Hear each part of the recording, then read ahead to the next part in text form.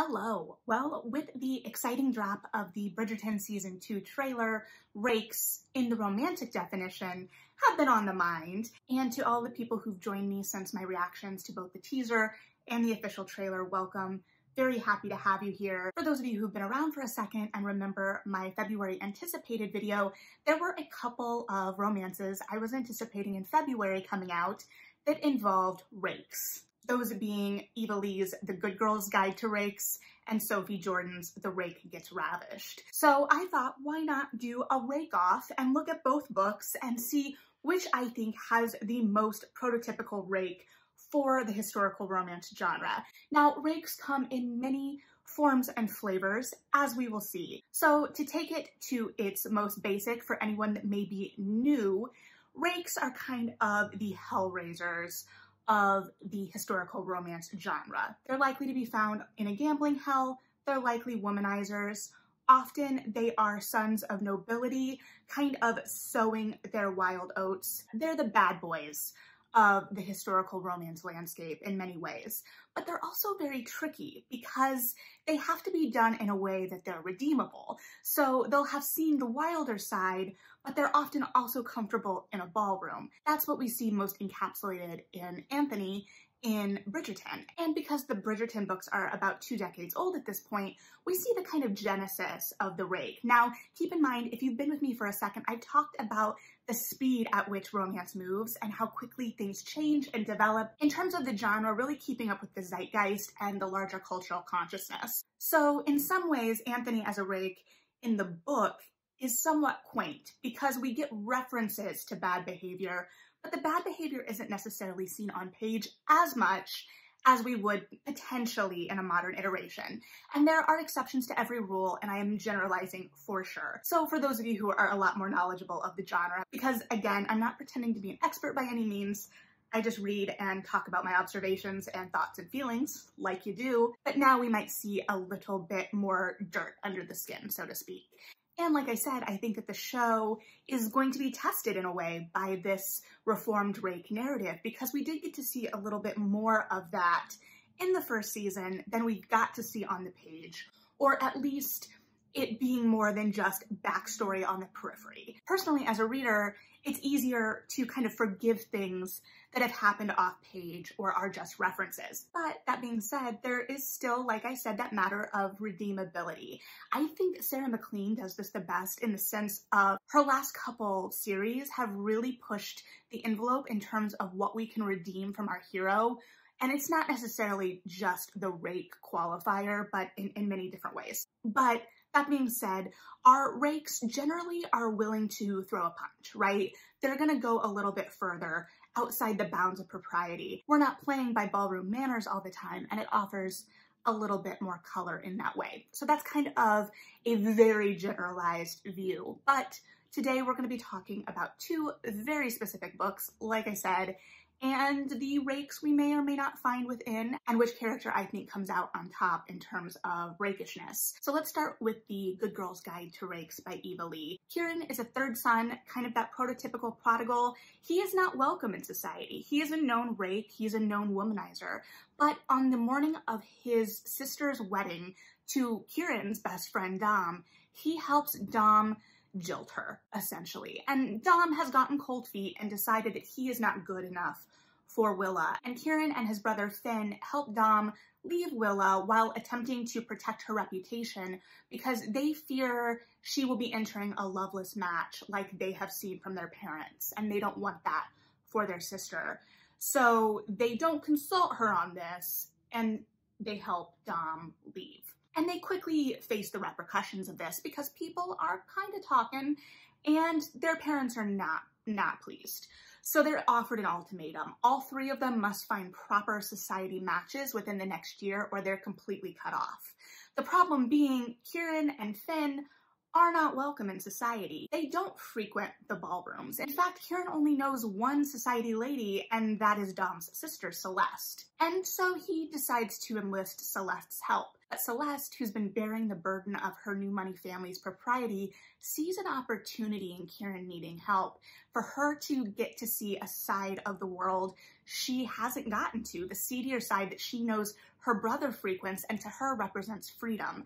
And so she makes a deal with Kieran that in order for her to introduce him to some society misses that will fit the bill for their parents, he needs to take her to some of the less reputable haunts in the city. What they don't anticipate, of course, are feelings, and feelings do get involved. Both Kieran and Celeste see things in each other that their families don't, and they offer each other acceptance, adventure, and a little bit of adoration. So this definitely kind of forwards a trend in romance, or at least the romance I'm reading, that kind of pushes us outside the bounds of the ballroom and lets us see some of the darker sides of society at the time. And then in Sophie Jordan's The Rake Gets Ravished, we open on Mercy entering Silas's famous gaming hell. And she is there on a mission to gain back the family farm that her brother has gambled away, despite it being the livelihood of her and her sister. She doesn't count on Silas walking in on her while she's rifling through his private quarters, or the distraction that leads to a night of passion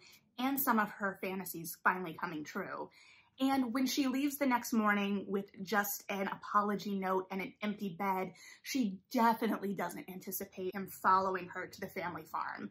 And things get complicated from there. So we've got 2 books, 2 eponymous rakes, 1 town, 1 country. So I'm not going to spoil the books because I want you to be able to read them and they're very new.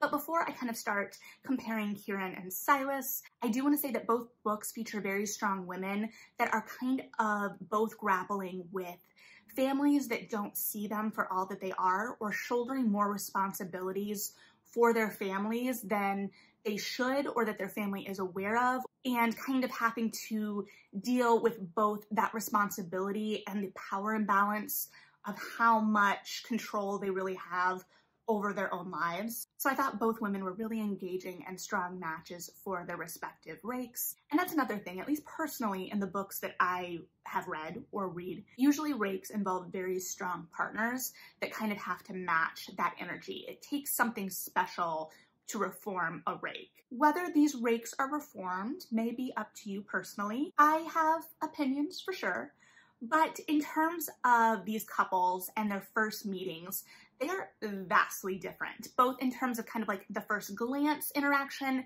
and then their first interaction as a couple of sorts. So Kieran first sees Celeste, at least in our perception of the narrative, at Dom and Willa's wedding, and he kind of like makes eyes at her and then realizes it's Dom's sister and is like, well, okay, well, I've got to move on from that. And then the next time we see them really interact, because they just kind of, you know, glance across a room at each other in that moment, is when Kieran needs her help. And he has bribed her maid and the modiste to basically get her alone at the dressmakers. And so we basically see him asking for help in a dressing room and coming upon her in a dressing room. And there's no hitting on her in that moment, but there is that intimacy of space and that kind of knowledge that this is outside the bounds of society. So there was a lot of charge and fun to that moment. Now Mercy and Silas meet at night for the first time, and both interactions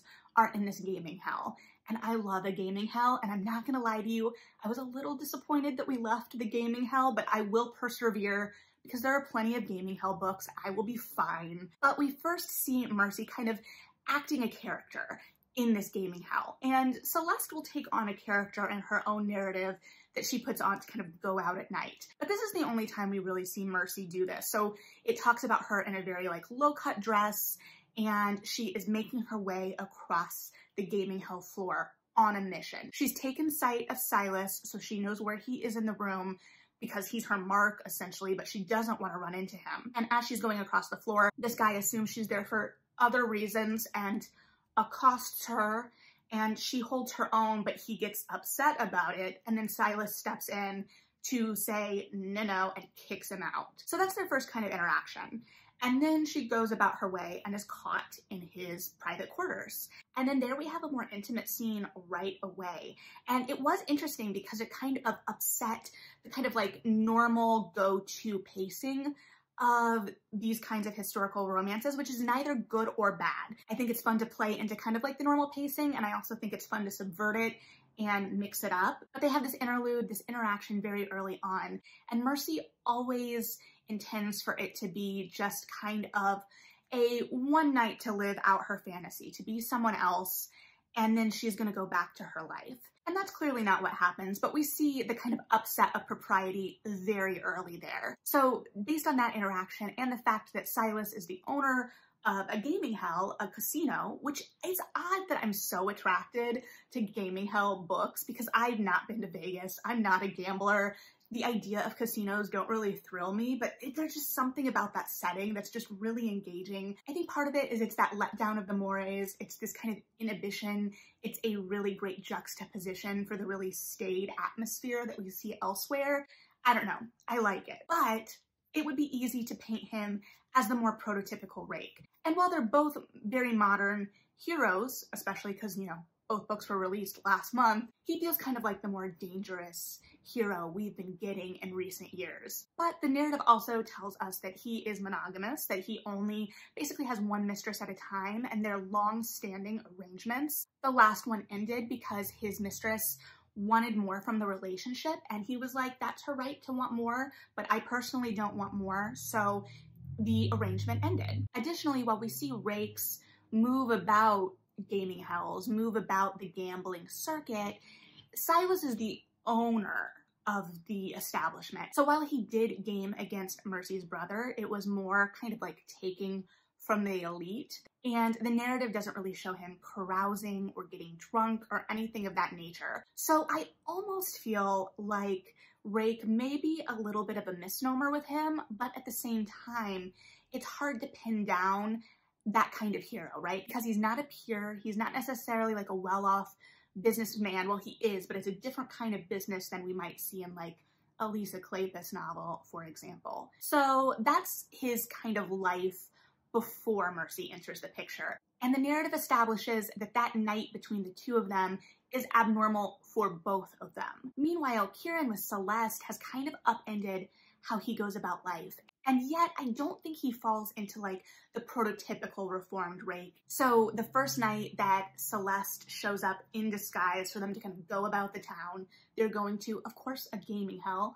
He hits on her when he first sees her, not realizing that it's Celeste. So we get that kind of banter and that kind of smooth talking right away. He's also a poet, which is a kind of Rake that I admittedly don't read about super often, but fits within that world. It's that kind of capital R romantic artist type Rake. And we see him like hanging out at the theater after hours. We have a scene where he kind of brings her to an artist's group at the theater. But here we have a hero that's being reformed in the sense that after him and Celeste start interacting, he is not engaging in these behaviors. But we know he's sleeping around, though never with anyone he would be compromising or ruining their life. Part of that, you know, has to be redeemable narrative. But we see him kind of watching over Celeste and giving her a safe place to kind of explore some of her more base urges. He's got coal-lined eyes, vibrant colors to his waistcoats when he's going out, and the narrative does really draw a stark distinction between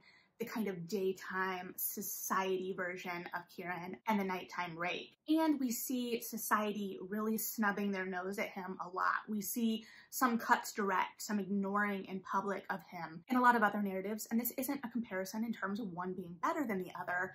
We'll see Rakes circulating in society, and there are the whispers, the notices in the society papers, the Lady Whistledown articles about what this individual may be getting up to in his free time, but he's still allowed in society. And this book talks about Celeste following along in the society papers about Kieran and his adventures being a kind of escape for her in many ways as well. And here we do see the most kind of outlandish of him on the periphery like we do in a lot of narratives. So it's interesting because both heroes aren't necessarily what I would consider our prototypical Rakes. Neither of them are going to necessarily end up at the top of society proper. But part of that too, I think, is just the general trend of romance and how we're seeing historical romance continue to evolve and new ways to tell stories. So Silas is the more likely to potentially throw a punch in protection, though Kieran's hands are tied by circumstance for a lot of the novel. Silas also has a little bit more business weight to throw around. He has an established business.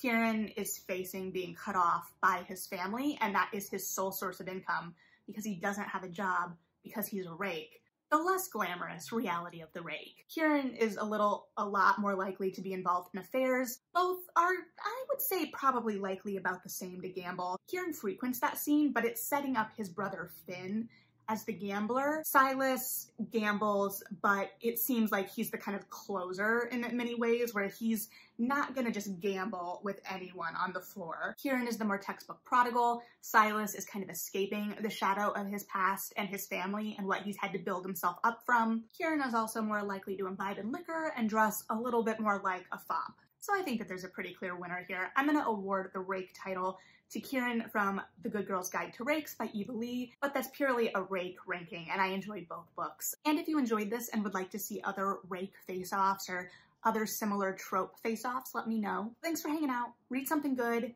Like and subscribe if you feel like it, and thanks to those who have subscribed, and yeah, bye!